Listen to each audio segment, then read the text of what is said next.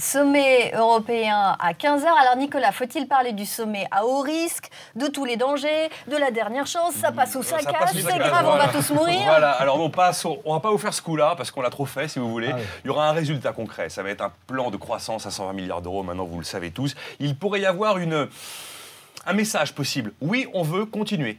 On veut continuer à faire l'Europe, donc on veut continuer à rester avec les Allemands. Il y a eu 19 sommets depuis le début de la crise grecque et vous voyez que l'euro est toujours là. Si l'euro devait mourir, ça viendrait d'une crise de confiance, mais vraiment irrémédiable. Par exemple, venant des États avec un défaut espagnol ou un défaut italien, une crise venant des banques avec un crédit crunch, un arrêt net du crédit. Et c'est ce que la BCE d'ailleurs a évité début 2012. Et la BCE a sauvé l'euro au début 2012, car l'euro aurait sans doute trépassé si elle n'avait pas injecté massivement de la liquidité. Ça viendrait d'une crise des déposants qui, prenant tous peur dans tous les pays, courraient vider leurs comptes en banque. Ça, c'est le bank run, c'est la crise extrême qui est absolument infinançable et qui mène tout le monde au tapis, collapse généralisé.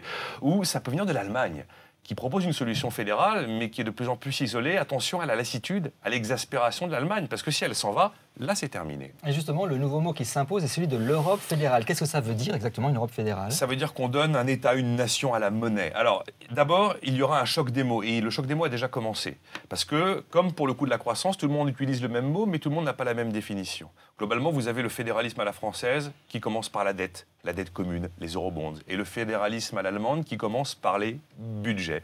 Donc François Hollande doit dire vite, peut-être pas là tout de suite, mais très très vite, si la France va ou pas ratifier le fameux pacte budgétaire qui a été adopté et déjà ratifié par 5 pays. Après, il y a un problème de grammaire du fédéralisme. Oui, l'Europe fédérale, mais on sera obligé de la faire démocratique. On sera obligé de la faire avec les peuples, sinon elle ne passera pas. Depuis 50 ans, on a toujours fait l'Europe en passant à côté des États. Ça a commencé par le charbon et l'acier dans les années 50. Après, on a fait l'agriculture, il y a eu l'industrie, on a fait la libre circulation des échanges, la libre circulation des personnes. Mais là, maintenant, il y a la monnaie.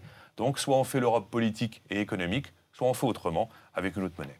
Alors Nicolas, on a posé les principes, mais comment fait-on ce fédéralisme? Ça passera par l'impôt et ça passera par les budgets. Donc par une surveillance des budgets des différents États, par une perte de souveraineté, mais surtout pas, attention, en s'affranchissant du regard des peuples, c'est très important. Très concrètement, le bout du processus qui pourrait s'achever un jour voudrait dire que on devrait montrer patte blanche sur notre budget avant de le voter. Si notre budget ne va pas, les Européens nous diraient ça ne va pas, ça vous ne le faites pas, ça vous le rayez. Ah, votre prévision de croissance n'est pas bonne, alors vous allez la baisser.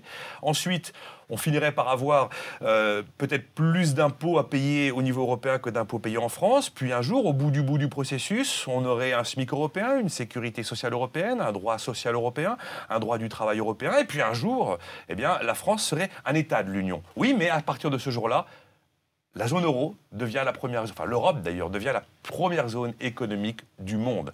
Tout l'enjeu est de faire en sorte et d'apporter la preuve que cette promesse ne sera pas un nouveau mensonge. La difficile construction de l'Europe. Merci Nicolas Dose.